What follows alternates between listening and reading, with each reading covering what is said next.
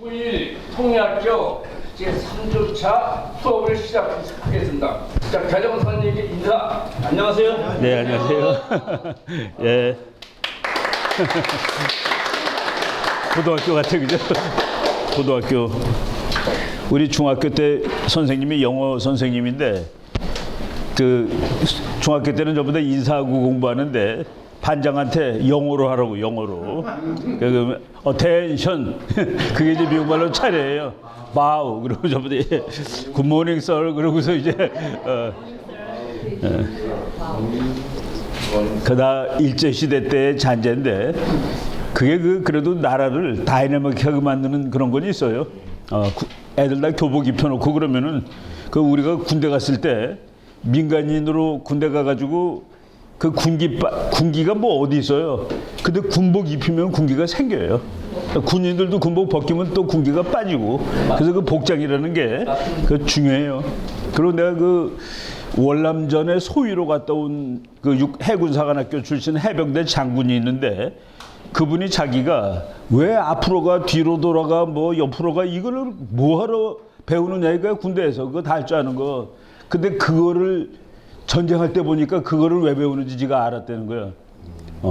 그게 제식훈련이라고 그러는데 정말 아무것도 아닌 것 같지만 걷는 연습이 전쟁할 때 그렇게 도움이 되더라는 그 말을 들었습니다. 우리가 이제 부지런해야 되는데 부지런한 나라가 잘 사는 나라입니다. 여러분 그 시골에 가보고 서울 가보면은 서울 사람들이 더 부지런해요. 서울은 아침 5시만 되면 다 나와 돌아다녀. 근데 시골은 이제 농번기가 끝나면은 아침 조용합니다. 시골은.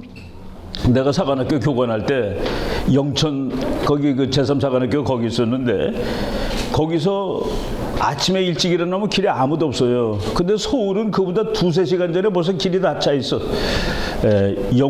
미국의 데이비드 랜드스라는 아주 그 유명한 학자가 있습니다. 최근에 이제 작고하셨는데 하버드 대학 교수인데 그 사람이 세계 경제 발전사라는 책을 쓰고서 유럽 사람들이 다른 지역보다는 우수하다라고 썼습니다. 그래가지고 욕을 바가지로 먹은 거예요.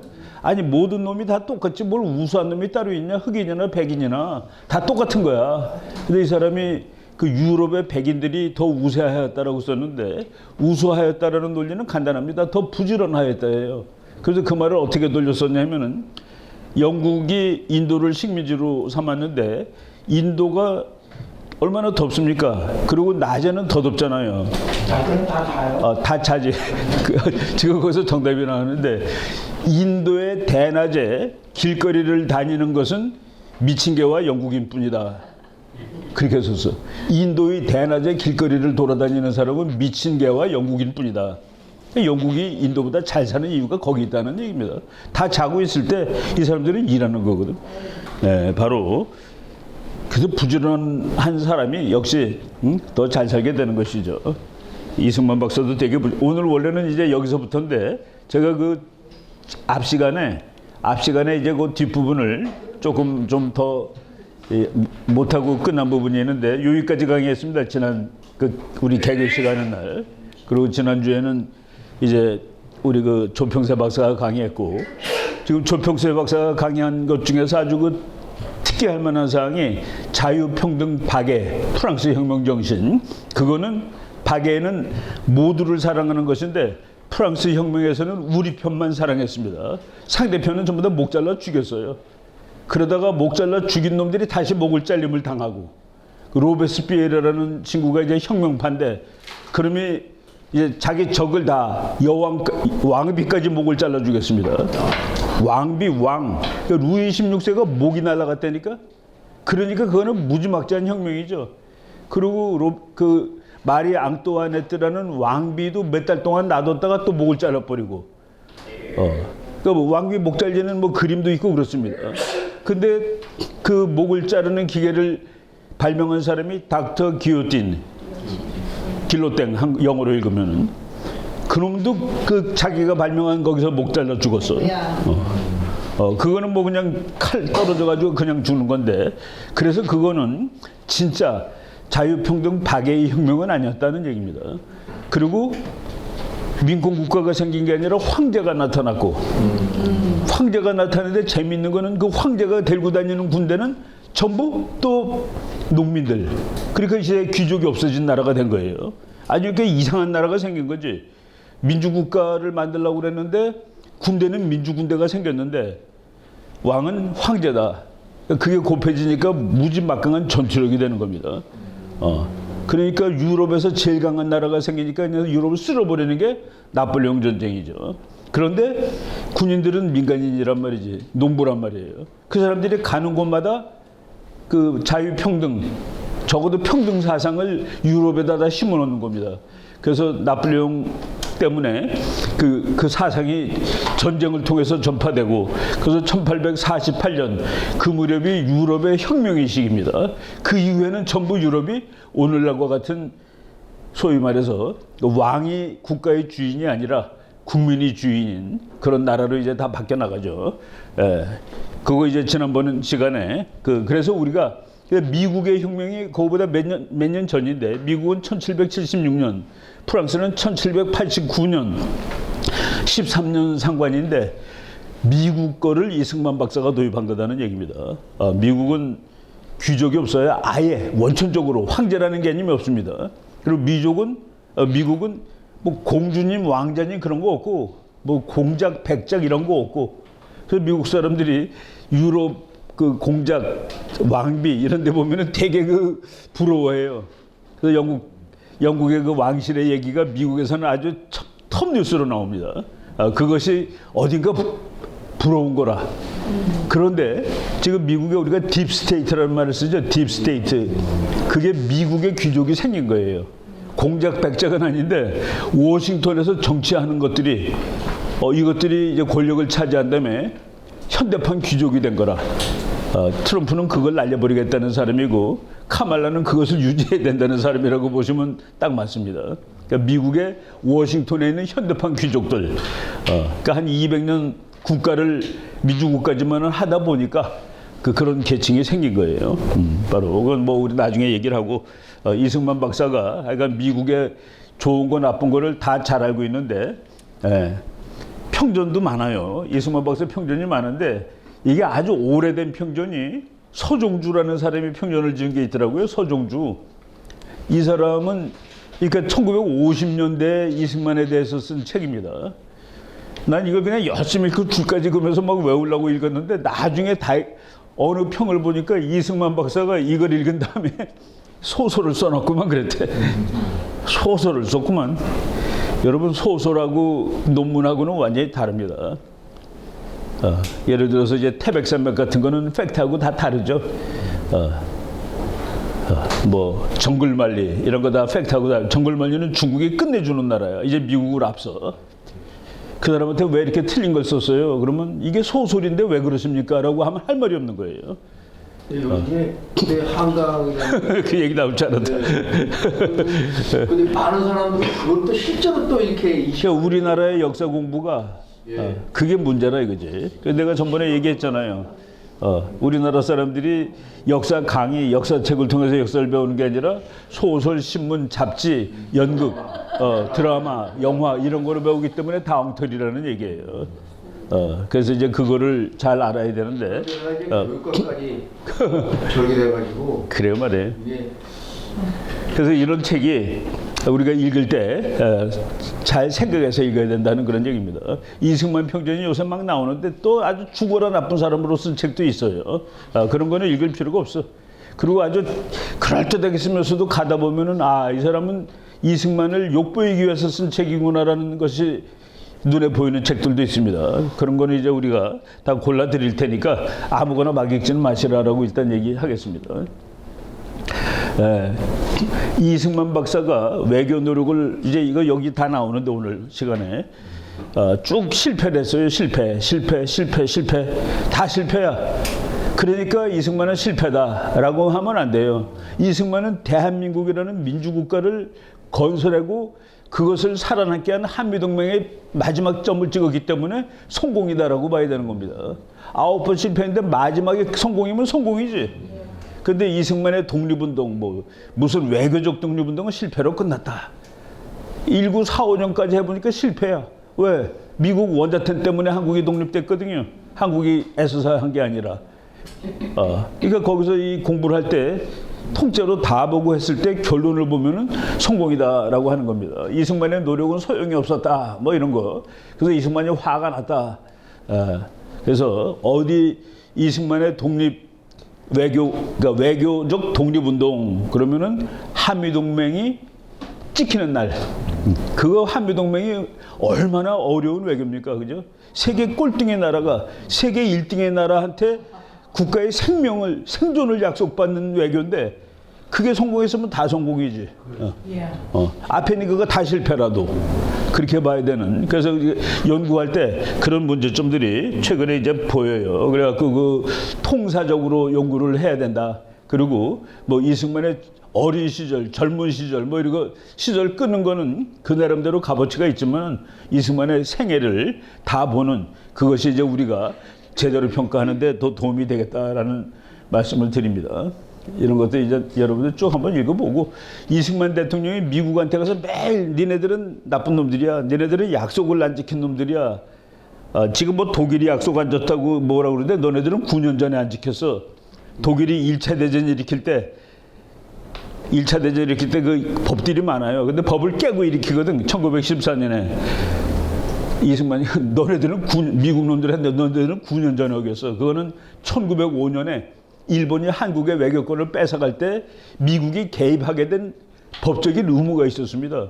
그 법적인 의무는 1882년에 조선이 제일 먼저 외교 관계를 맺은 게 미국이에요. 그런데 거기 1항에 이제 나중에 나올 겁니다.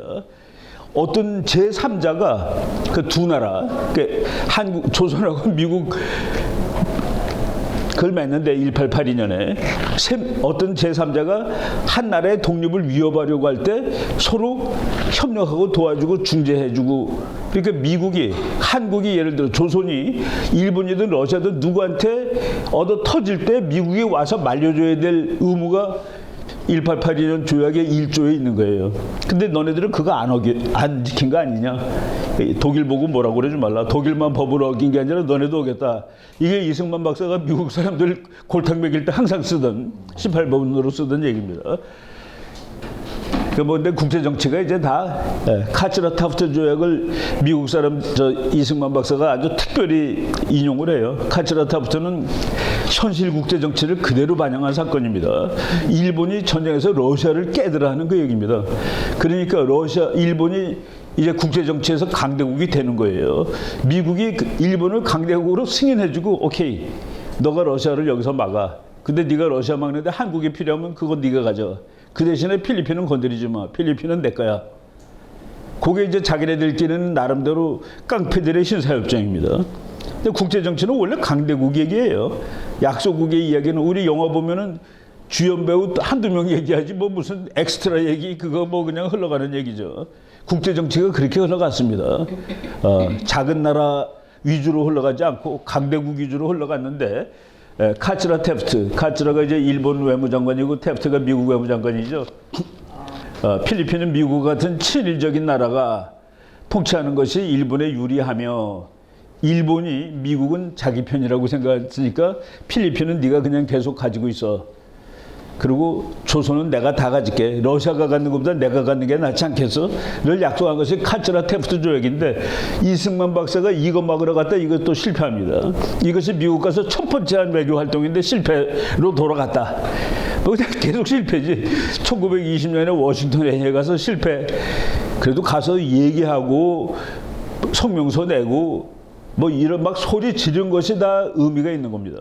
근데 이제 결과적으로 미국은 일본이 한국에 대한 보호권을 확립하는 것이 러일 전쟁의 논리적 귀결이고 이게 이제 현실적으로 보면 그렇다는 얘기입니다. 극동지역의 평화에 직접 공헌할 것으로 인정한다. 그러니까 이승만 박사가 보기에 너는 한국과 조약 맺은 것을 다 여기서 다 깨버린 거야. 1905년 카츠라 테프트에서 깨고 이것 이후에 한국이 외교권 박탈당하고 그러니까 너도 우리한테 대한 약속을 안 지켰잖아. 뭐 독일로 욕을 하니 뭐 이런 식으로 이승만 박사가 그래서 이승만 박사가 국제법의 전문가고 또 이 내용을 또 알아요. 어쩔 수가 없었다. 이거는 대세의 흐름상, 국제 정치의 논리상, 그러니까 그거 우리 오늘 공부할 책에 그 얘기가 다 나옵니다. 그래서 그 재팬 인사이드 아웃은 일본 놈은 나쁜 놈이가 아니라 넓게 하면은 1940년대 초반 세계 정치론 그래도 될 정도의 책이에요. 1940년대 초반 동북아 국제 정치 뭐 이런 식으로 아주 그 포괄적으로 쓴 책이라고 볼 수 있습니다. 뭐 여기 이제 그런 뭉치면 사고라는 요 책이 이승만 박사의 그 논설 중에서 이 중요한 것들을 다 뭉쳐놓은 책인데 조선일보사가 그 간행을 했습니다. 이것도 한 20년 넘죠. 1995년 편이니까 여기 보면 좋은 문건들이 많아요. 이승만은 결코 맹목적인 친미주의자가 아니었다. 계속 미국을 못 살게 굽니다. 미국한테 욕하고 뭐 미국한테 덤벼들고 그리고 아이젠하워한테 이 고얀 놈이라고 이제 한국말로 뭐 물론 아이젠하워가 고얀 놈을 못 알아듣겠지만은 미국 장군들 뭐 그냥 막 욕해대고 그래서 이승만 박사가 미국이 정말로 피곤해하는 아주 골 때리는 인간이었습니다. 저거 날려버려야 되겠다 해서 오퍼레이션 에버레디 6.25 때는 아예 이승만 제거 작전을 미국이 수립까지 했었습니다. 그 작전명 이름이 에버레디 작전이에요. 그 한 나라 대통령을 날려버려, 이게 죽이든지 대통령직에서 끌어내든지 그것까지 했던. 그 우리가 이승만 박사를 친미파라고 얘기하는 것도 말이 안 되고 친일파라고 하는 건 더더욱 말이 안 되고 이런 자료들 쭉 있습니다. 조미조약 여기 나오네요. 조미조약 1882년 5월 22일 나중에도 나오지만은 슈펠트라는 미국 해군의 그 장군이죠. 함대 사령관쯤 되는 친구입니다. 그리고 우리나라는 신헌, 김홍집 이 두 사람이 가서 강화도에서 이제 조약을 맺어요. 그러니까 우리나라가 처음으로 일본하고 1876년 그게 운양호 조약입니다. 운양호 사건 난 다음에 맺은 조약. 그게 우리나라 문호를 개방한 첫 번째 조약이 일본이고 서양 나라 중에서는 미국이 첫 번째예요. 그러니까 1882년에 하는데 거기에 나오는 겁니다. 두 나라가 우호관계를 두터이 하고 피차 이민을 돌보기를 간절히 바란다.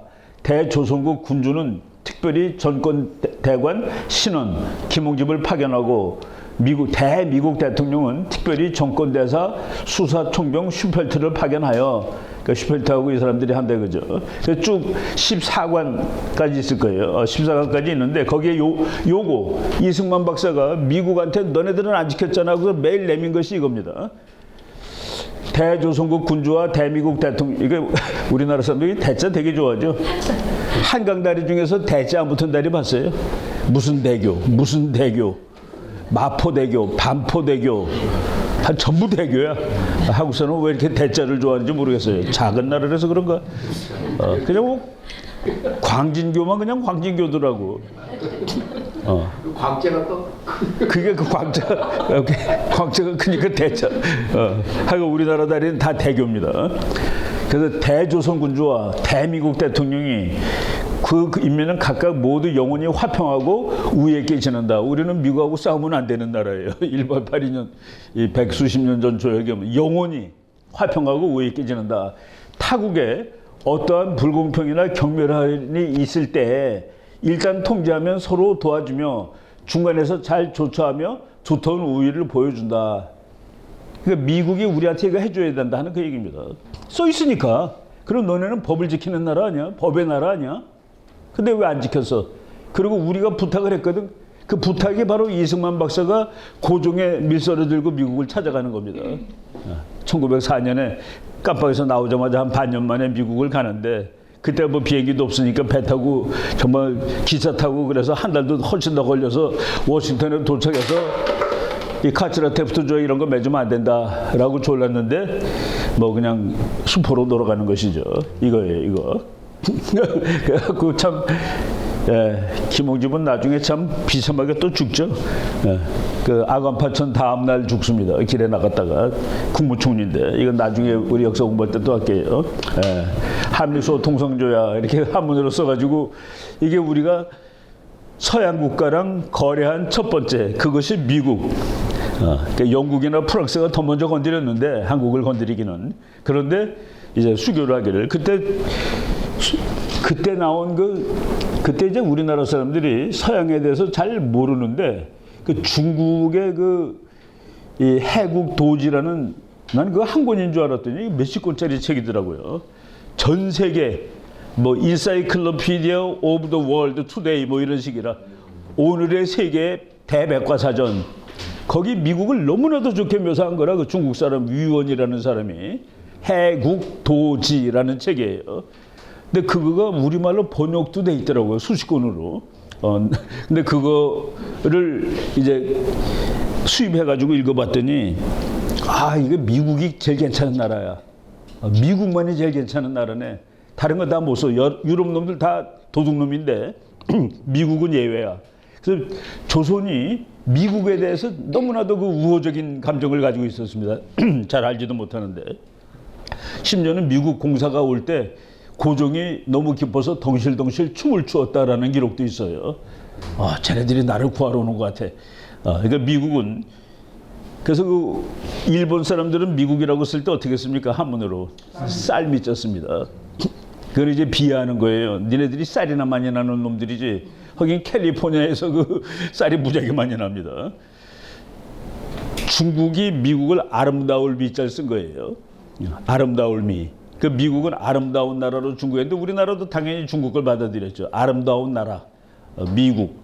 그러니까 발음은 똑같이 나는데 일본은 쌀의 나라, 중국하고 한국은 아름다운 나라. 미국을 되게 좋아했다. 그리고 좋아한 이유가 그래도 그 당시에 지정학으로 그 나라는 넓고 마음이 순하고 그리고 이웃을 이렇게 못 살게 굴지 않고 그리고 땅이 너무 넓어서 남의 땅에 대해서 야욕이 없다. 그게 이제 지금도 통하는 말입니다. 왜 우리가 미국하고 동맹을 하는 것은 문제가 없냐. 미군이 와 있으면 점령군이라고 쟤네들이 그러는데 얘네들은 우리가 가지 말래도 가려고 그런 놈들이에요. 그래서 우리가 여기 좀 있으라니까라고 하는 나라는 미군밖에 없습니다. 우리가 혹시 중국이 너무 무서워서 일본군을 여기다 데려다 놨다. 일본군은 신난다 하고서 죽어도 안 가요. 그 가려면 쫓아냅니다. 싸워야 돼. 일본이 너무 무서워서 중국군을 데려다 놨다. 이거 뭐 그냥 그날로 중국 밑으로 들어가는 거죠. 그 거리. 그래서 국제정치에서 거리라는 게 무지하게 중요합니다. 우리가 삼국지를 그냥 소설로 읽을 게 아니라 국제정치학으로 읽으면은 그런 말이 나오죠. 이제 가까운 나라하고서는 싸우고 먼 나라하고서는 원교, 근공. 가까운 놈하고 싸우고 먼 나라하고는 그러니까 외교한다. 그게 역사에서 맞습니다. 원교, 근공. 가까운 놈들끼리 싸우고 먼데 있는 나라끼리는 친하다. 국제정치 역사를 보니까 전쟁의 90%가 붙어있는 놈이 하는 거예요. 전쟁은 누가 하냐? 90% 확률로 정답은 붙어있는 나라들. 그 나라가 세고 약하고가 아닙니다. 야, 강대국 그놈들은 전쟁하는 놈들이야. 맞아요. 전쟁은 강대국이 하는데 그거보다 더 중요한 요소는 붙어있는 나라들. 그래서 지구전쟁의 90%는 붙어있는 나라가 하는 겁니다. 그리고 10%가 이제 붙어있지 않았는데 한 경우가 10%밖에 안 돼요. 그 원교 근공은 진리로 나오고 이때 조선 사람들이 미국이 괜찮은 나라의 조건인 멀리 그러니까 우리의 땅에 대해서 야심이 없고 우리 영토에 대해서 야욕이 없고 그래서 그것이 맞다면 우리가 그냥 늘상 하는 말 차라리 저것들은 말이야 너무나도 친미주의자이기 때문에 미국에 51조로 들어가고 싶어하는 놈들이야. 미국이 안 받아줘요. 51주 아무나 받아줄 것 같아요? 미국이 알래스카 살 때도 반대했고 하와이를 미국으로 표집할 때도 반대했던 나라입니다. 6.25 때 왔던 미국군이 들고 왔던 깃발하고 지금 미국 깃발하고 갖다 틀리다. 틀리다가 답이에요. 왜 틀려요? 우리 이해란 박사님 왜 틀려요? 1948년에 미국이 들고 왔던 깃발하고 지금 미국이 들고 있는 깃발하고 별이 2개가 늘었어요. 1948년에는 별이 48개입니다. 그런데 1958년, 59년 알래스카, 하와이가 미국 주로 들어가면서 별이 하나 붙어가지고 지금 50개예요. 그러니까 우리가 들어가면 별이 하나 더 붙어서 51개가 되는데 안 해줄 거예요 아마. 지금 푸에르토리코 같은 데가 이제 들어가고 싶어가지고 그냥 미국의 식민지인데 자치령입니다. 근데 거기는 미국 시민이 받는 모든 그 혜택을 푸에르토리코 시민들이 다 받아요. 근데 이제 미국 한 주로 편입은 안 시켜주고 있죠. 예, 쭉 보고서 이제 그래서 이승만 박사는 이제 이 사람이 이제 무력 투쟁을 비판한 이유가 야 우리가 계속 바위에다가 달걀을 던지는 게 맞냐? 그리고 장윤환이라는 사람이 미국에서 그 스티븐스라는 사람을 죽였는데 친일이라고 그래가지고서 그것이 우리한테 도움이 되느냐에 대해서 범인한 겁니다. 이거는 독립에 아무런 도움도 안 된다. 괜히 사람 죽이면 우리만 더 나쁜 놈으로 욕먹고 그게 최근에도 있어요. 내가 그 미국 가면 독도는 한국 땅입니다라고 써있는 큰 빌보드가 있는데 그거는 외교적으로 마이너스입니다. 미국 사람들이 너네 일본하고 싸우고 있구나. 섬만 나가지고 맞아. 일본 놈들이 저 섬을 자꾸 우리 거라고 그래. 그거는 미국 사람한테 아무런 그게 없습니다. 미국 사람들은 한국이 일본과 요 조그만 섬 가지고 싸우고 있다는 사실을 알게 해줄 뿐이에요. 누구 거라고 생각하니? 아이 나 그건 모르겠는데. 니네 거 맞다야 라고 해주는 사람은 없어요. 이거는 그 실제로도 김영삼 대통령이 독도를 일본이 자기 거라고 그러니까 일본 놈들한테 본때를 보여줘. 본때를 보여줘. 그리고 우리나라 전투기를 독도 상공으로 날렸어요. 그래서 그 독도를 막 나는 사진을 전 세계에다가 다 이제 전송을 했습니다. 그거 군사학적으로 보면은 자살입니다. 우리 비행기는 독도 가서 5분 있다가 와야 되는 비행기예요. 그때 일본은 독도에서 80분 날 수 있는 비행기를 무려 거의 한 200대가량 갖고 있었습니다.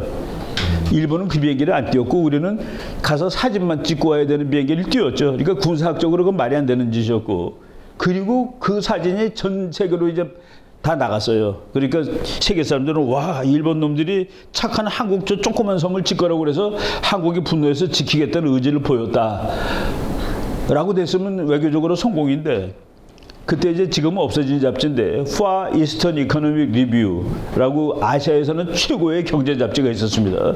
그는 전부 회사 사장님들 보는 잡지인데 그때 사장님들한테 일본하고 한국하고 조그만 섬 가지고 다투고 있다는 사실을 아십니까? 그랬더니 100%가 안다고 대답을 했어요. 누구 거라고 생각하십니까? 그랬더니 60%가 일본 거라고 생각한다고 대답을 했어. 그거 없었으면 아무도 그거 모르는데요 하고 누구 거 자시구가 없는데 그리고 60%가 일본 거라고 대답했는데 왜 그렇게 대답하셨습니까? 라고 물어봤더니 못되게 구는 거가 한국 같아서 프로보크 영어로 프로보크 하는 나라가 한국 같아서라고 아시아 사장님들이 답을 했더라고요. 그 사람들 다 엘리트 아니겠습니까? 그래서 그거는 외교적으로 실패입니다. 이승만 박사라으면 우리가 오늘 공부할 책 거기 나온 거 보면 그런 실수를 절대로 하지 않을 인물이라. 그러니까 외교를 할 때 폼 잡는 때가 있고 소리 지를 때가 있고 그래 네가 괜찮다라고 얘기할 때가 있고 뭐 진짜 기가 막히는 국제정치학 교과서예요. 여러분 인사이드 아웃 이거는 뭐 그냥 천천히 뭐 한 300 몇십 페이지 되는 책인데 심심할 때마다 조금씩 읽어보면은 진짜 괜찮은 책이라고 말씀드릴 수 있습니다. 뭐 요건 그렇고 예. 그래서 이제 오늘 앞에 전번에 이제 하다가 남긴 거 그 얘기를 했고 재팬 인사이드 아웃 함께 읽기 이거는 뭐 내가 강의를 하면은 여러분들이 안 읽어도 될 만큼 어디 가서 이제 안다고 얘기할 수 있어요. 강의한 내용 다 알면은 진짜 유명한 책은 별로 안 읽어. 왜? 하도 교수님들이 얘기를 하니까 안 읽었는데도 다 알아. 우리가 그 아담 스미스의 국부론 안 읽었어도 그 중에서 제일 중요한 문장 하나 알면 되는 겁니다. 그죠? 제일 중요한 문장 하나 알면 되는 건데 그걸 안단 말이야. 그리고 뭐 그러니까 웰스 오브 네이션스 그리고 또 칼 막스도 하도 유명해서 안 읽었는데도 다 알아. 교수님들이 칼 막스가 그렇게 얘기했던 얘기 하니까. 근데 이거는 뭐 그래도 한번 읽어보시면 좋은 책입니다. 이승만 박사가 쓴 그냥 국제정치학이라고 보시면 돼요. 65세에 쓴 책인데 1941년이니까 박사 받고서 이제 50년 만에 박사가 11년이죠. 1911년이니까 박사 받고 30년 만에 쓴 책이네. 그러니까 뭐 아주 예. 그리고 보면은 그 당시에 세상 돌아가는 데 대한 그 얘기들이 다 있습니다. 뭐 펄벅 얘기도 나오고 뭐 하여간 유명한 사람 이름, 학자들 이름 이런 것들이 다 나와요. 그 미국의 또 유명한 국회의원이 이렇게 얘기하고 이런 얘기 다 나오고. 그러니까 그거 1940년대 초반에 세계의 무드, 그 세계 정치 이런 거를 세계 경제 이런 거 다 이제 찾아볼 수 있는 그런 책이라고 생각이 됩니다. 그래서 오늘 우리 저 다니엘 선교사님이 갖고 온 책은 이게 번역본이 많아요. 이게 영어로 쓴 책인데 번역판이 여러 권 있는데 한번 보면서 같이 하죠. 예. 요게 이제 원본의 페이퍼, 그러니까 하드커버의 일판의 이제 책입니다. 이거 지금 들어가서 있나 보니까 없더라고요. 그러니까 아마존에 갔더니 우리나라 광명 출판사에서 영어로 찍은 책이 있더라고요. 근데 50몇 달러더라고. 좀 너무 비싸게 받더라고 보니까. 거기 뭐 이거는 꼭 공부하겠다는 사람만 보니까. 그런데 PDF 다운을 받을 수가 있습니다. 들어가면은 그러니까 이제 PDF로 돼가지고 그 영어로 된, 그러니까 약간 뭐 글씨가 흐린데 볼 수가 있어요. 내가 그 뭐 몇 페이지 인용을 했는데 이승만 박사는 현실적으로 일본을 격파할 수 있는 우리가 활용할 수 있는 힘은 미국이라고 보았다. 그래서 이승만의 독립 외교는 다 대미 외교입니다. 미국을 설득하고 미국을 깨우치게 하고 미국으로 하여금 미국이 일본을 격파할 기회를 기다렸고 가서 너 인마 일본하고 싸워라 그러진 않았어요. 그렇지만 그 책에는 일본은 너랑 싸울 것이다. 일본은 필경 너랑 싸울 것이다. 대비하지 않으면 안 된다. 왜 이렇게 바보처럼 그러느냐. 왜 일본 사람들한테 미국 사람이 얻어 터지고 있느냐. 자유라는 것이 너네들은 자유가 너무 많은 것 같아. 좋은 물건은 딱 있을 만큼만 있어야지 좋은 물건이 과하다 하면 그것도 골치 아파. 그런 얘기들이 책에 나옵니다. 좋은 물건이 너무나 많아도 안 돼. 있을 만큼 있으면 되는 거잖아요. 그죠? 그러니까 좋은 물건이 너무 많다. 자유가 너무 많아서 미국 사람들이 정신을 못 차리고 있고 그 자유를 지키는 방법도 모르고 있고 이거를 막 이제 안타깝게 호소를 하는 책입니다. 미국이 일본을 격파할 기회를 기다렸고 미국이 일본을 패배시키는 날에 대미 외교를 통해 조선의 해방과 독립을 이룩하고자 노력했다. 독립하고 건국은 같은 말입니다. 이걸 우리나라 사람들이 자꾸 헷갈리는데 미국의 건국기념일이 7월 4일이죠. 1776년 7월 4일 미국이 건국한 날인데 그날을 영어로는 인디펜던스 데이, 독립일이라고 칩니다.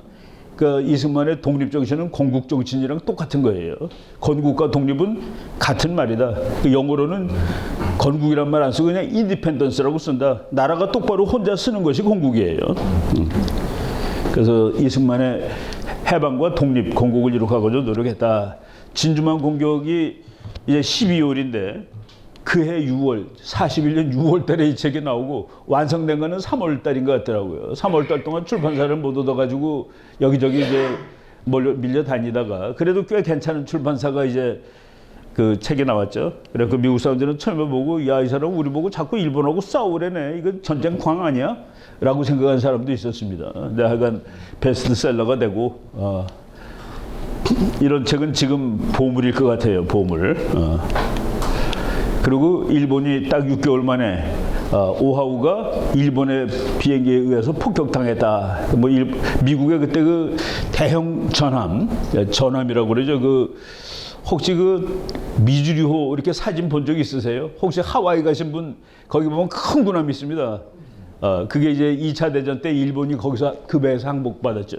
그게 인천 상륙작전 할 때 왔었던 포쏘고 그냥 바다에 있는 대포라고 그러면 돼요. 바다의 대포.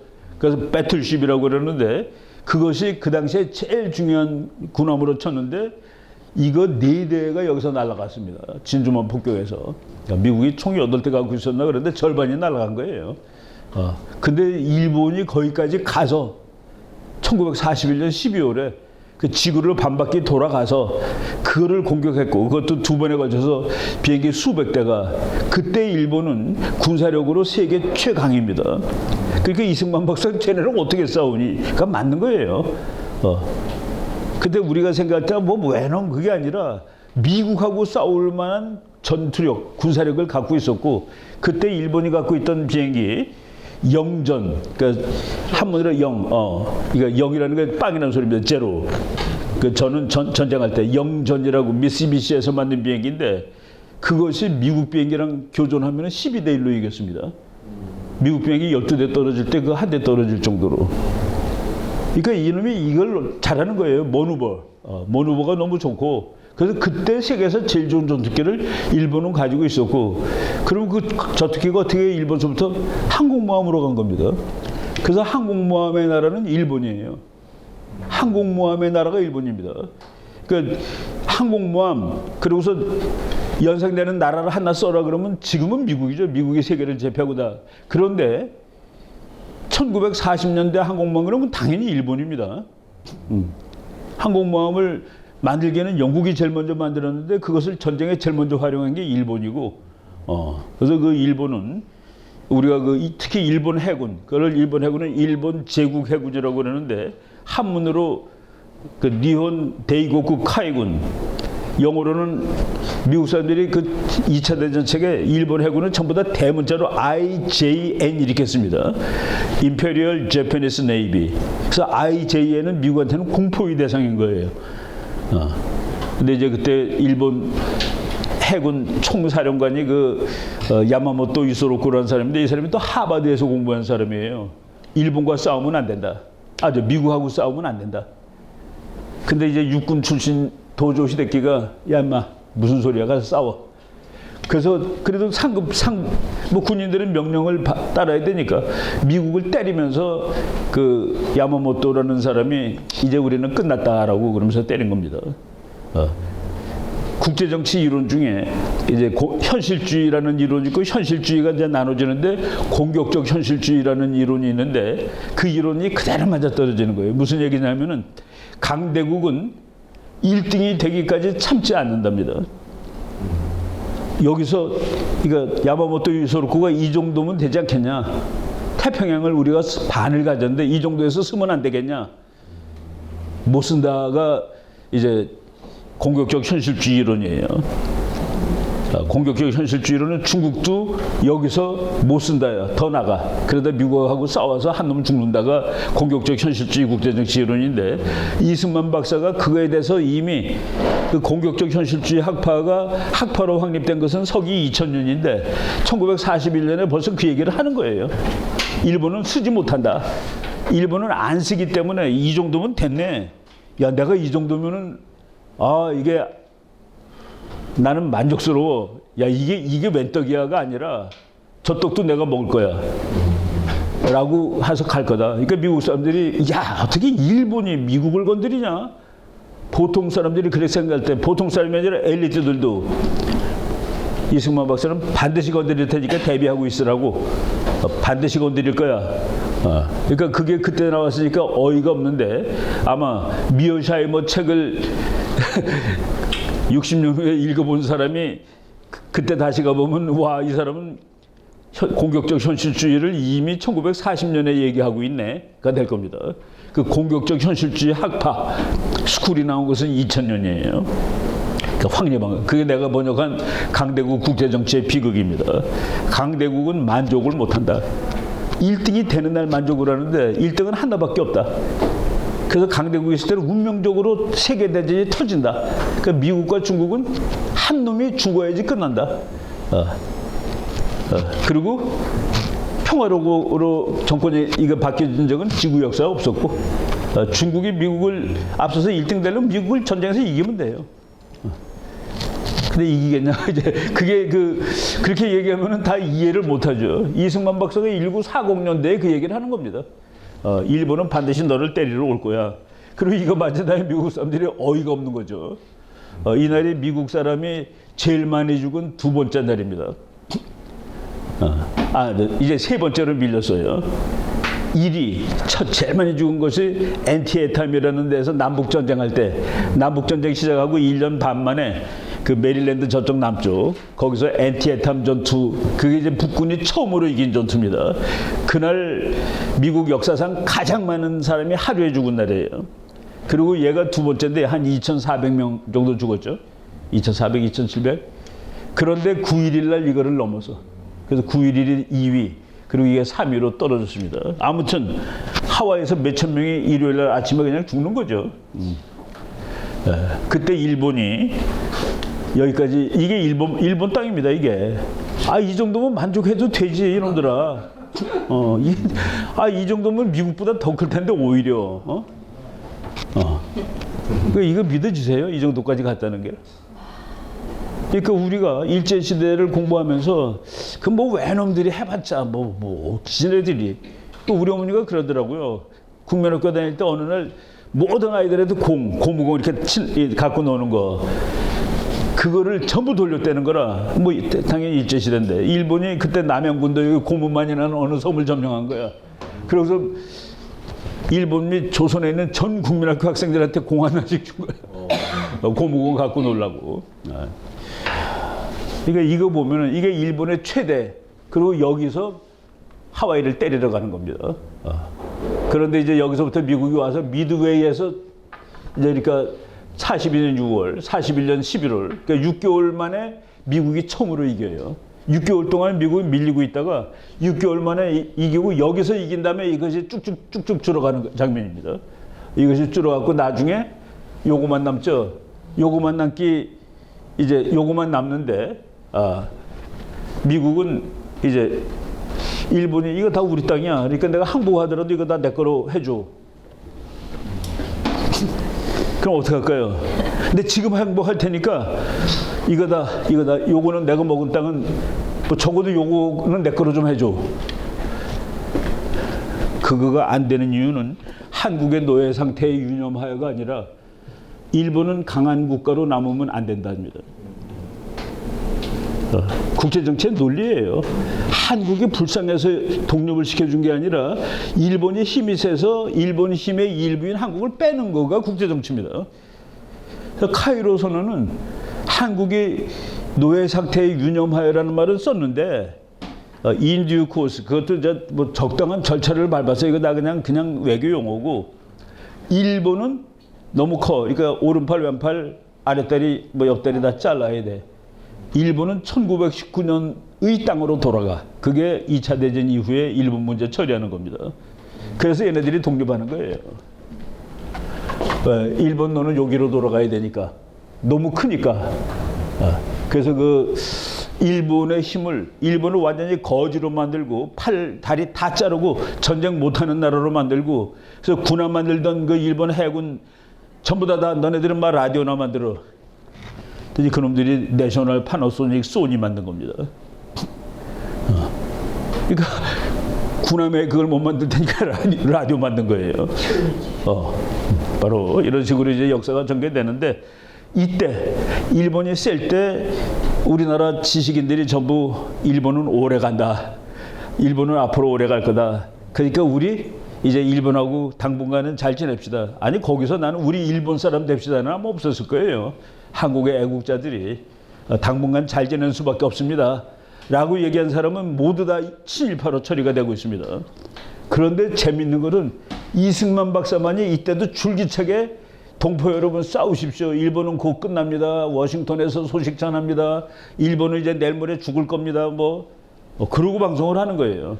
그 이유는 국제정치학을 다른 사람 모르는데 이 사람만 알고 있었으니까 이제 일본은 곧 간다 하고서 미국의 그 잠자는 호랑인데 미국의 그 코토를 사실은 잘못 건드린 것이죠. 그래서 춘원 이광수 이 사람이 얼마나 애국자입니까 사실은 그죠? 이 사람이 그 우리나라의 섹스피어예요. 한번 이 사람 책 읽어보세요. 나는 고등학교 때인가 이 사람의 흙을 읽어보고 와 그냥 소설을 보는데 영화를 보는 것 같아. 그러니까 이게 묘사력이 정말 저런 사람이 노벨상 받아야 되는데. 네, 맞습니다. 근데 이 사람이 나중에는 친일로 돌아서 친일이라고 지금 우리가 얘기하는데 이름도 일본말로 바꾸죠. 이광수를 향산, 향기 나는 산, 이 광자 쓰고 랑이라는 건 뽀이라는 뜻이죠. 향산 광랑으로 이름을 바꿉니다. 일본 이름으로. 근데 이제 그래서 민족 배반자가 되는 것처럼 되는데 최남선 이 사람은 우리나라 현대시의 창시자인데 해에서 소년에게, 그런데 최근에 이승만 박사가 해에서 소년에게보다 10년 먼저 현대시를 처음으로 썼다라는 게 밝혀져 가지고 이승만이 최남선을 넘는 시인이다라는 그런 주장까지 나오고 있습니다. 동호가가 나왔죠. 여기 모를 게 없어. 책을 워낙 많이 읽어가지고. 노천명. 이 사람도 지금 친일에 또 모가지가 길어 슬픈 짐승이요 그리고 모윤숙. 이 사람들이 다 당대의 지식인 엘리트들인데 모윤숙은 조금 좀 한 발짝 더 나갔어요.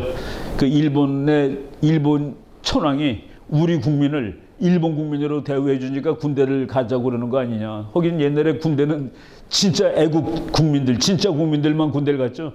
좀 이상한 놈은 안 갔죠. 가서 열심히 잘 싸워야 된다라고 얘기하고, 그리고 그 일본군이 죽은 다음에 군복이 없어서 그 군복 총알 맞은 자국 우리가 기어서 보냈는데 그걸 우리 아줌마들이 다 했습니다.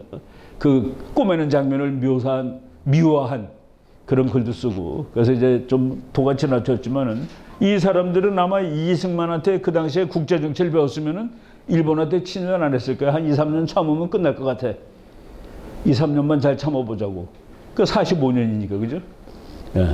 그래서 국제정치학을, 나는 그래서 국제정치학은 우리 국민의 필수 과목이라고 칩니다. 우리가 이제 약한 나라로 얻어 터지고 산 나라인데, 내가 옛날에 한 10년 전쯤에 이런 그 강의를 우리 젊은 친구들하고 했는데, 국제정치학 강의를 들은 우리 서울대학교 운동권 출신이 그거 들으니까 애국자가 되는 것 같아요 그러더라고. 예, 이게 그 국민의 과목이라고 봅니다. 예, 남들 다 돌아섰는데 1942년 6월 13일, 그러니까 이제 일본이 진주만 국교하고 한 반년 됐을 때예요. 그러니까 요거 바로 미드웨이 해전할 무렵이라 우리의 자유를 회복할 것이 이때의 우리의 손에 달렸으니 분투하라 싸워라. 우리가 피를 흘려야 자선만대의 자유기초를 회복할 것이다. 바뀌잖아요. 스타일이 딱 이렇게 논조가.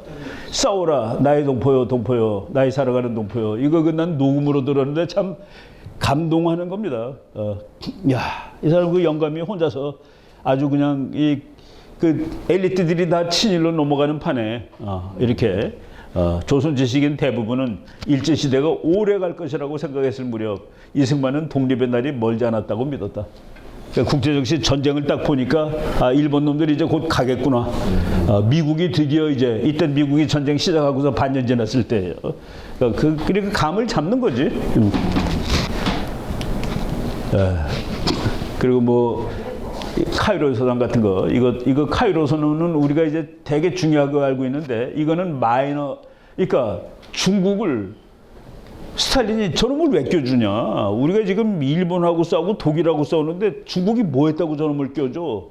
그래서 원래 테헤란 회담에서 스탈린, 그러니까 소련, 미국, 영국이 만나게 했는데 중국이 오니까 스탈린이 나 안 만나, 나 그놈하고 안 해. 그래서 테헤란 회담, 테헤란이 지금 이란의 수도죠. 서울에 테헤란로 있죠. 우리가 이란하고 그렇게 좋은 적이 있었습니다. 이란이 미국 비행기 가지고 소련 막아주던 적이 있었어요. 1979년 전까지. 그래서 카이로에서 만나가지고 송미령이라고 숭메이링 이 영어 아주 잘하죠. 처칠, 루스벨트 이 사람들이 이제 모여서 회의를 했는데 여기서 코리아라는 이름이 몇십 년 만에 국제사회에 나오는 겁니다. 왜 코리아는 없잖아. 재팬이지. 일본의 한 지역이 조선입니다. 조선. 그러니까 초센이 초센. CHOSEN. 초센. 영어로 읽으면 초우진이 되죠. 초우진. 선택된 민족 이렇게 바뀔 수 있는데. 그래서 지구상에 잊혀버렸던 한국이 다시 국제정치의 이슈로 부각되는 국제회의였다. 그때 처칠하고 루즈벨트는 일본은 전쟁이 끝난 다음에 먹었던 땅을 다 토해낼 것. 왜? 너는 너무 세. 이거 다 토해낼 것. 그러니까 일본이 그 땅을 토해내려면 우리는 독립이 돼야 되는 거. 그 논리는 그렇다는 얘기입니다. 와, 한국 사람 불쌍해가 아니라 일본이 너무 세. 그러니까 지금 항복하더라도 한국은 일본이 아니야. 만주도 네가 아니야. 그거가 이 회담에서 약속한 겁니다. 그래서 이제 여기 이거를 이승만 박사가 읽고서 분노해가지고 또 펄펄 뛴 거예요. The opposite three great powers. 앞에 말한 세 개의 강대국들은 mindful of the enslavement of the people of Korea. 한국 사람들의 노예 상태에 유념하여 determined 결심하였다. that 이하를 in due course. 이게 또 개 같은 말입니다. 코리아 한국은 shall become free and independent. 한국은 자유롭고 독립된 나라가 in due course를 통해서 될 것이다. 그러니까 in due course가 왜 여기 아무 말도 없니? 뭐라고 구체적으로 써야지 이게 독립시켜준다는 소리지. 그래서 이승만이 분노했습니다. 이거 가지고 막 항의하고 그랬죠. 그런데 그 인듀코스란 말은 나중에 나옵니다. 그 에버럴 해리만이라는 사람이, 이 사람이 이제 루즈벨트 대통령의 보좌관인데, 이 사람이 인듀코스 대신에 at the earliest possible moment, 가장 가능한 빠른 시간에 조선을 자유롭고 독립적인 나라로 만들겠습니다 라고 썼는데, 가장 빠른 시일 내에 조선을 독립시키겠다고 쓴 겁니다. 인듀코스가 아니라 at the earliest possible moment Korea shall become free and independent. 근데 루즈벨트가 북 긋고서 at the proper moment, 이거는 인듀코스보다도 더 후진 말이에요. 적당할 때. 이제 여기서 또 국제정치가 나오는 겁니다. At the earliest possible moment라고 쓰면은 이게 1943년 11월인데 독일이 희망을 가져요. 아하, 저놈들이 일본 쪽으로 이걸 돌리는구나. 내가 한숨 쉴 여유가 생기겠구나. 그 독일에게 희망을 줘요. At the earliest possible moment.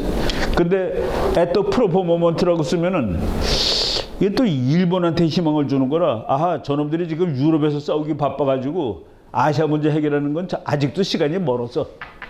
두 놈, 독일 놈, 일본 놈한테 전부 다 헷갈리게 만들기 위해서 끝내주는 전략가 처칠이 in due course로 바꿔놓습니다. in due course. 노벨 문학상에 빛나는 처칠이 in due course. 그러니까 해석이 안 돼. 독립 안 시켜주는 것도 아니고, 시켜주는 것도 아니고, 지금 시키는 것도 아니고, 10년 후에 시키는 것도 아니고, 그냥 모르게.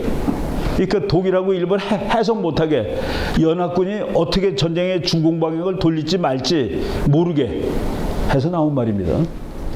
그러니까 이제 이런 근거가 보면 다 우리가 설명이 되죠. 그래서 이거는 조선인민의 노예 상태의 유념은 아니고, 지금 야, 우리가 싸우다가 일본 놈한테 공격 방향을 바꾸는 거야, 독일하고 더 싸우는 거야. 1943년 11월에 독일은 질 것이 확실했는데 일본은 질지 안 질지 모를 때입니다. 그때 그 전황으로 봤을 때. 근데 이런 거를 읽을 줄 모르면 다 꽝이에요. 이런 외교문서 못 읽으면은 이게 독립시켜주겠다는 소리인지, 뭐 이게 평화를 하자는 소리인지. 원자탄 때문에 이게 또 국제정신 확 바꿔놓는 겁니다. 기획이 다 어그러져. 이승만 박사가 미국에 있는 젊은 한국 사람 훈련시켜가지고, 미국 지금 CIA 전신 OSS한테 훈련 받아가지고 한국에 침투해서 정보도 얻어내고 일본하고도 싸우려고 준비하고 있는데, 이 원자탄이 터져버리면 일본이 그냥 항복을 해가지고 하다가 만 겁니다. 그래서 우리가 전쟁 끝난 다음에 우리도 싸웠습니다라고 주장할 근거가 없는 거라. 물론 이제 김구 선생이 이거는 키드냅 노스코리아 해가지고 넵코 작전이라는 작전을 준비했는데 안 됐고, 그리고 이 김구 선생은 만주에 중국에 있는 한국 조선인들을 데리고서 일본에 침투시켜가지고 독수리 작전이라는 작전을 했는데 핵폭탄이 떨어지는 바람에 그냥 다 무산이 돼버렸다. 핵폭탄 때문에 또 우리나라가 잘라진 겁니다. 핵폭탄이 딱 떨어지니까 미국이 너무 급한 거예요. 원래는 핵폭탄 하기 전에는 소련 보고, 야, 너도 와서 일본하고 좀 싸워. 좀 싸우라고. 야, 우리가 지금 2천만 명 지금 시체도 다 못 묻었는데 무슨 전쟁하러 또 가니? 핵폭탄 두 발째 떨어지는 애 일본이 소련이 선전포고를 하는 겁니다. 나쁜 놈들이죠. 그러고서 8월 9일 날 선전포고를 하고 8월 9일 날 소련군이 한반도에 들어와요. 그러니까 미국이 헷갈려가지고 원자탄 두 발 떨어뜨린 다음에 일본은 이제 죽었는데, 죽은 놈을 선전포고하고 한반도에 들어오니까 8월 11일 새벽에 미국 시간 8월 12일 새벽이죠. 미국 장군들 대령들이 이거 어떡할까요? 급하게 그 선이 38선입니다. 소련 놈들 여기까지만 오게 합시다. 그래서 가만 놔두면 제주도까지 갈 거니까. 그래서 8월 11일 날 밤 12시부터 회의해갖고 밤 한 12일 날 새벽 3시 무렵 됐을 때 38선으로 지은 겁니다. 대령 둘이, 그 나중에 이제 또 시간 있으면 얘기할게요. 대령 둘이 38선을 안을 갖고 하니까 거기 장군한 사람이 이건 너무 남쪽이잖아 그랬어요. 소련 놈한테 반을 내준단 말이야. 전쟁은 우리가 다 해놓고. 40도면 어때? 40도면은. 그러니까 그 링컨 준장이라는 사람이 40도면 어떠냐 그랬더니 그 대령 두 명이, 한 사람은 러스크 대령이고 한 사람은 본스틸 대령입니다. 러스크는 미국 국무장관까지 했고 본스틸은 별내 딸고 한국의 주한미군 사령관으로 왔던 사람이에요. 40도 하면은 소련이 안 받아들일 겁니다. 저놈들이 만약에 36도를 제안하면 그거라도 받아들여야 될 상황입니다. 우리 지금 상황으로. 왜? 미군은 오키나와에 있거든요. 소련군은 한경 북도에 있고. 가만 놔두면 다 먹는데 말로 이거라도 거야지. 그리고 38선이라는 선을 발견하고서 그 대령 두 명이 딱 칩니다. 야, 우리는 해군의 나라인데 한국의 제일 큰 항구 두 개가 38선 밑이야. 인천하고 부산. 그리고 더 기분 좋은 거는 서울이 남쪽에 있어. 그래서 38선을 큰 겁니다. 지도도 없는데 백지도 보고 큰 거예요. 36도로 양보했으면 전라남북도 경상남북도가 남았냐. 참 개판될 뻔한 거죠. 그거는 천문학적으로 없는 선입니다. 그러니까 그냥 큰 거예요. 그냥 큰 거야. 근데 소련군이 그 선을 지켰습니다. 왔다가 와서 8월 24일 날 그러니까 8월 15일 날 이제 일본이 항복하죠. 그 소련군 천천히 오는 거라 8월 24일 날 북한을 다 점령했는데 그중 한 부대가 모르고 더 밑으로 와서 이렇게 지도 보니까 이건 38선 남쪽이네. 그래서 다시 올라간다고 했습니다. 춘천까지 왔다가 그래서 이건 철조망도 없는 선인데 반쪽을 지킨 거예요. 근데 그 선을 철조망 있는 선으로 만든 건 소련입니다. 그놈들이 철조망 치고 전기 끊고 못 가게 하고 그래서 38선을 진짜 분단선으로 만든 건 소련. 그리고 소련 보고 여기까지 와라. 그거는 왜? 미국은 이제 한반도를 다 소련한테 뺏기면 안 되니까 그런 것도 있지만은 거기까지 오게 한 거는 이제 핑계는 그러니까 소련한테 제시한 거는 38선 북쪽에 있는 일본군의 항복은 네가 받아. 그 남쪽에 있는 일본군 항복은 우리가 받을게. 라고. 그러니까 이제 작전선이죠. 작전선으로 38선을 걷고 그래서 나중에 한국전쟁 50주년 기념식이 해고 러스크 장관이 우리나라 국방대학원에 와가지고 세미나를 했는데 내 직접 앞에서 들었습니다. 그때 자기가 45년 8월 11일 밤에 그 조지 링컨 준장의 명을 받고 한반도 문제를 어떻게 처리할까 할 때 38선을 걷는데 그때 자기네들은 솔직히 소련이 38선을 받아들이지 않을 것이라고 생각했는데 받아들여서 놀랬다라고 한국전쟁 50주년 기념 세미나에서 얘기를 했습니다. 일본이 소련은 그럼 왜 38선을 받아들였을까? 그냥 왔으면 제주도까지 짓 건데 일본의 북해도를 자기가 갖고 가고 싶었다. 그래서 미국한테 그걸 협상하려고 한반도에서 반을 양보했는데 미국이 또 놀랍게 일본은 건드리지 마 그러고 일본은 지가 다 가진 거예요. 그래서 재수없게 전쟁은 일본이 일으켰는데 쪼개진 건 한국이더라는. 총은 트럼프가 맞았는데 죽은 것은 바이든이더라고 똑같겠죠. 예, 바로 이런. 그래서 국제 정치를 확실하게 알아야지 이 세상 돌아가는 거다 합니다. 이 원자탄 두발, 이거 참 뭐 역사 이래. 이거 떨어져 가지고 히로시마 박살나고, 요거 떨어져 가지고 나가사키 박살나고, 요거 떨어지는 날이 9일날 아침 9시인데 9일날 새벽 0시에 러시아가 소련이 대일본 선전포고 하는 겁니다. 나쁜 놈들이에요. 일본이 이제 확실하게 죽는 거 알고, 물론 이거 두 번째 떨어지는 건 몰랐지만 이거 하나로도 갔잖아요. 그죠? 얘 이름은 리틀보이, 이름이. 얘 이름은 팬맨. 숟가락에 하나 딱 올린다. 숟가락 딱 올린 거지. 그리고 일본하고 러시아는 그때 불가침 조약 상태에 있었습니다. 그러니까 미국은 또 그걸 모르고, 또 미국이 자꾸 중국 보고, 러시아 보고 너도 좀 써, 임마. 그는 미국의 정보가 만주에 있는 관동군, 우리가 관동군이라고 알죠. 영어로는 퀀토 아미예요. 퀀토 아미 is terrible. 저 무서워. 우리가 일본 놈하고 싸우려면 우리가 100만 원 더 죽을 것 같아. 그러니까 왜 일본 점령하려면 미군이 들어가야 되는데 관동군하고도 싸우고. 그래서 여기 온 미군은 일본하고 전쟁하러 온 미군입니다. 일본이 적국이니까. 그래서 작전이에요. 이게 한반도 점령 작전이라고. 일본의 영토를 점령하는 작전이었다고요. 그래서 이제 근데 얘 때문에 너무 그냥 또 완전 꼬인 거라. 국제 정치가 가다가 이놈 때문에 그냥 완전히 막 꼬여가지고. 그래서 분담도 이것 때문에 되고 이게 한 뭐 5, 6개월 후라면은 우리가 와서 일본하고 전투도 다 하고 그랬을 텐데 이놈이 좀 더 일찍 나오든지 더 늦게 나오든지 해야지 왜 하필 그때 나와가지고 우리가 잘라져 버리냐 하는 이런 거 짜증나는 역사도 있는 것이죠. 얘 별명은 그저 처칠의 별명이 팬맨입니다. 뚱뚱이. 그래서 처칠 별명을 따가지고 미국 사람들이 여기다 팬맨이라고 이름을 붙인 거예요. 저 앞에 있는 건 리틀 보이고 요 두 놈 때문에 그래서 이제 우리가 또 공부할 때 핵 때문에 전쟁이 안 났습니다.